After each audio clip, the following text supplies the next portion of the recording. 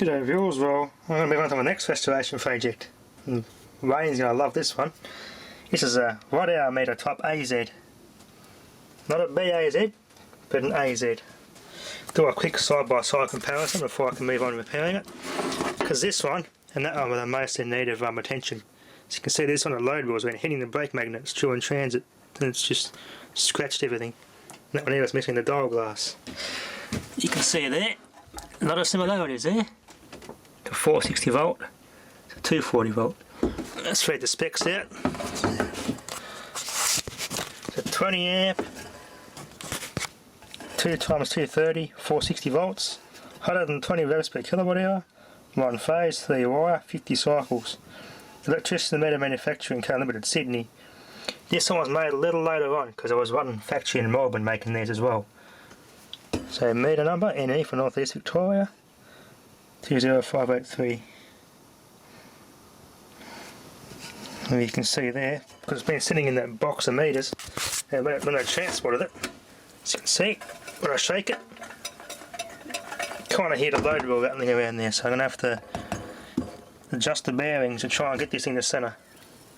As you can see there, it's been hitting and scratching. I'm going to pull this thing apart and repair it. Very, very carefully adjust everything and polish off the scratches off that Loadwheel. The dial pointers are pretty thick too. It's like 1mm thick aluminium pressings. Very well made. And there should be a date in the wiring diagram there. There should be a date on it, so I'll be able to tell you exactly what year it was made once I get that off. Don't want to lose that. That's a little screw that holds the terminal cover on. It's a tiny little date of some sort there. It's got 0/44, so it's from 1944, this one. So I've got to undo those and pop it apart and start repairing it. All the terminal screws are in place.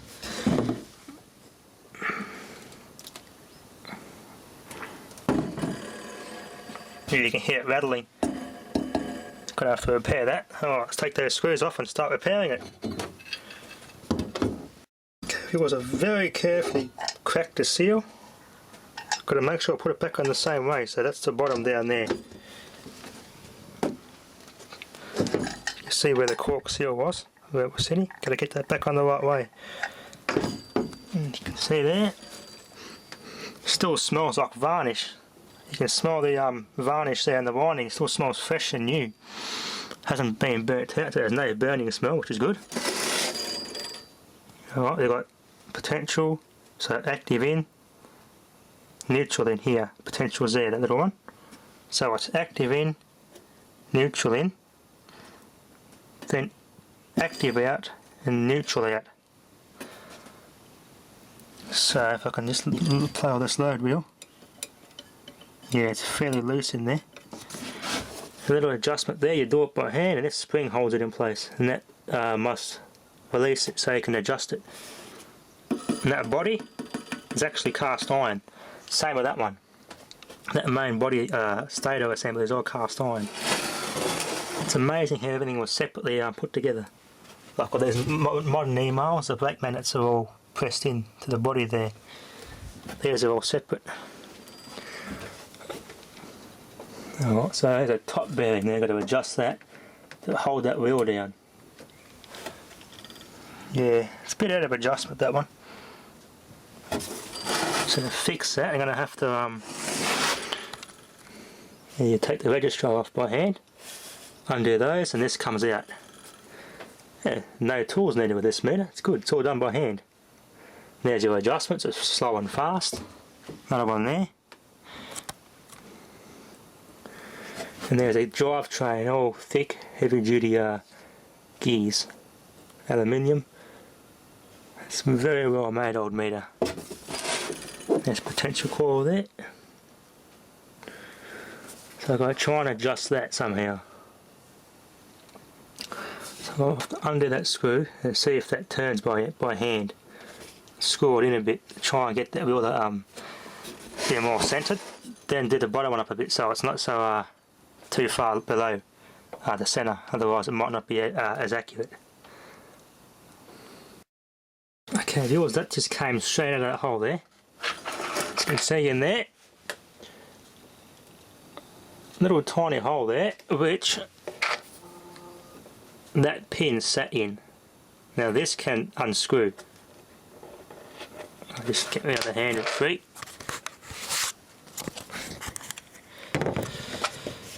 There you go, I've already broke the threads loose. You can see the old grease in there was a bit like gum and Loctite. I had to be very careful to get this undone with the pliers. I mean very carefully. And there's that pin. Well, can't really see much wear on it at all. It looks pretty good. So if I screw that out, it's going to be a bit worse. So that's to screw in more. That's already bottomed out, so that's probably got no more adjustment left in it.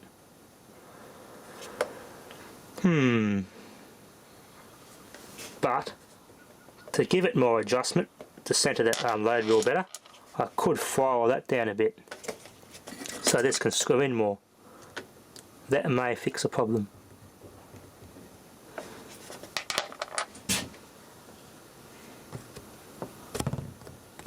Okay viewers, I've had to completely strip it, nearly completely bloody strip this thing down to fix up this problem.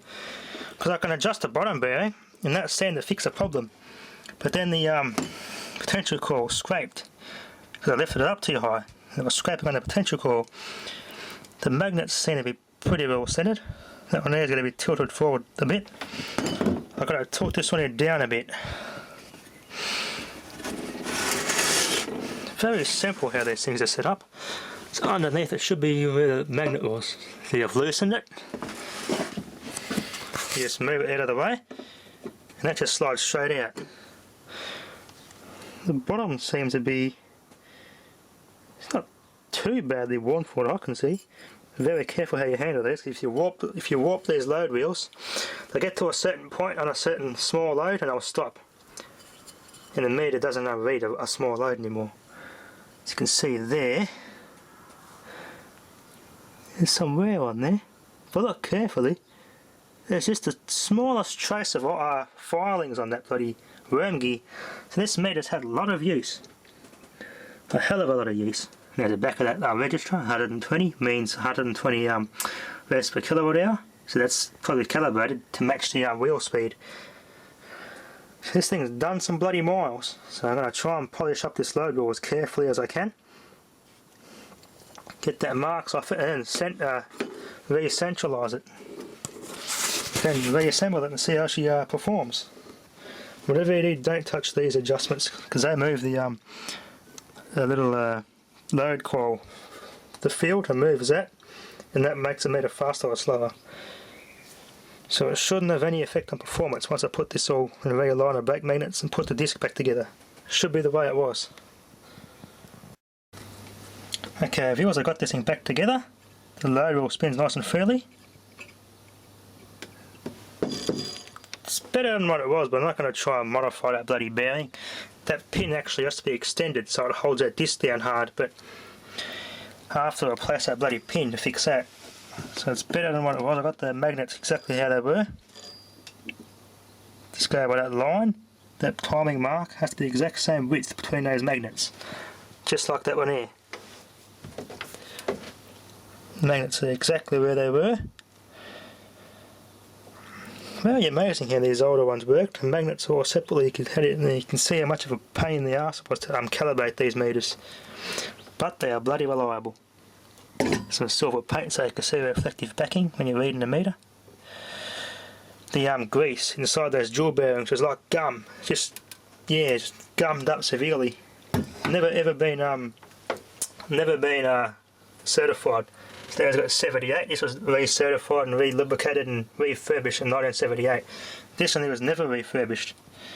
So I gave the jewel bearings a tiny bit of dab of silicone spray. It seems to have helped. Time to put the nameplate back on. Very light clean.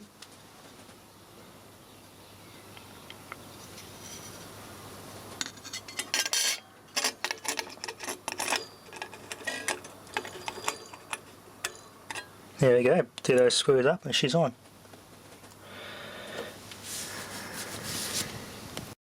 Okay viewers, it's all back together. back magnets and everything is perfectly central and readjusted. All I gotta do now, just so wire it up and test it. You can see now that I've cleaned it, you can see where the scratches are. And this front cover is actually a copper. There you go, it's a copper cased meter. Definitely in the 1940s. But yeah, hopefully it still runs accurately despite all that wear. So this thing's had a lot of use in its time. Alright, let's wire it up. Okay viewers, I've hooked it up correctly. We've got active going in, active coming out of that load coil, and neutral goes in, neutral comes out of that load coil. So potential coil is there and there. Active and neutral in for the potential coil. So that will be energized when I turn the power on. And I'm still getting the phasing there the right way around. Alright, let's turn it on. See if it does nothing. Power's on. That doesn't seem to be measuring anything. Let's put a load in it. Say a slide. This is a single potential coil 460 volt meter. So the service in here goes on 230 volts.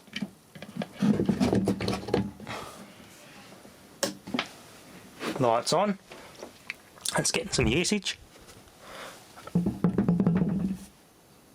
This one is not moving at all. Yeah. Yeah, it's a 460 volt potential coil, not working on 230 volts this one. It did aim up alright and everything.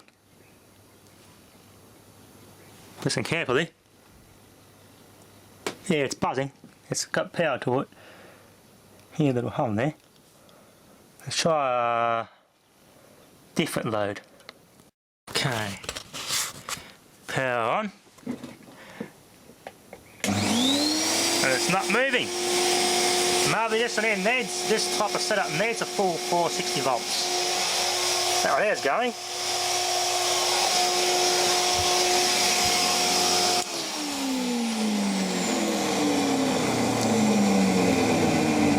Okay, maybe this, because this meter is a single potential coil for 460 volts, maybe this particular setup, how I've set it up is not going to work on 230 volts, as that potential coil actually needs 460 volts to generate enough flux to make the disc spin. So